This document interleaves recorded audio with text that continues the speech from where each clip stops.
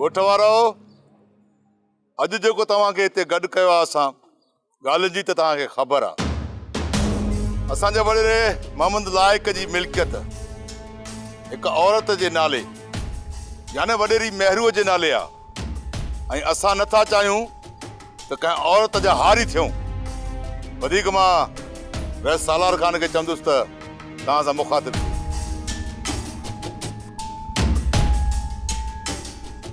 मुझा गरीब गोठाणा भाइरो अस्सलाम वालेकुम।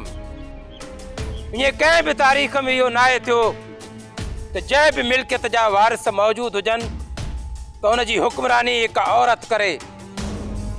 मञा थो त महरू मुंहिंजी भेण आहे पर मां इहो कंहिं भी सूरत में नथो चाहियां त हारिन नारिन ते हुकूमत हिकु औरत जी हुजे।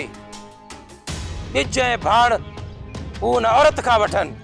वॾेरो सालार खान सच पे तो चवे न वरी इहो मुनासिब आहे न ई असांखे इहो क़बूल आहे। मां इन करे ई तव्हां ॻोठ वारनि खे हिते गॾु कयो आहे त तव्हांखे मां हिकु औरत जे ग़ुलामीअ खां आज़ादु कयां।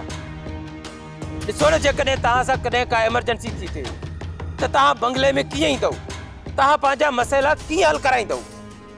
छा महरू ओताक में ईंदी? तव्हां पाण ई ॿुधायो त हिकु औरत ओताक हलाए सघंदी? इन जे करे तव्हांजी राय ज़रूरी आहे। वॾेरो सालार खान हिन ॻोठ जो मालिक आहे।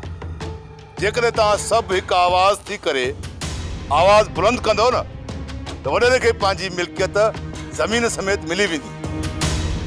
हाणे तव्हां ॿुधायो त तव्हांखे वॾेरो सालार घुर्जे घुर्जे घुर्जे?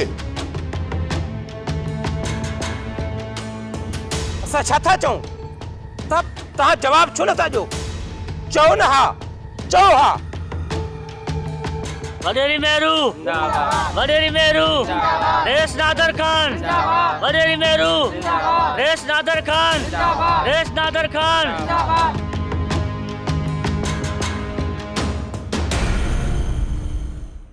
ये जमात महरू खे उम्र भर याद रहंदी ऐं गोहर सां शादी महरू लाइ उम्र भर जो ज़हनी अज़ाब हूंदो। हाणे आयो न उठ जबल जे हेठां चए पई त बानो शहज़ादी नथी थी सघे। हाणे मां उनखे शहज़ादी थी ॾेखारींदमि। शहज़ादी चङो चङो हाणे ज़बान बंदि रख जेसिताईं इहो कमु थी वञे। सोप सीरियल सिंध जाई तमाम एपिसोड्स ॾिसो हाणे HD क्वालिटीअ में। विज़िट करियो असांजो YouTube channel Sindh TV HD drama. Subscribe कयो असांजो official YouTube channel Sindh TV HD drama ऐं वधीक अपडेट लाइ बेल आइकन खे क्लिक करियो।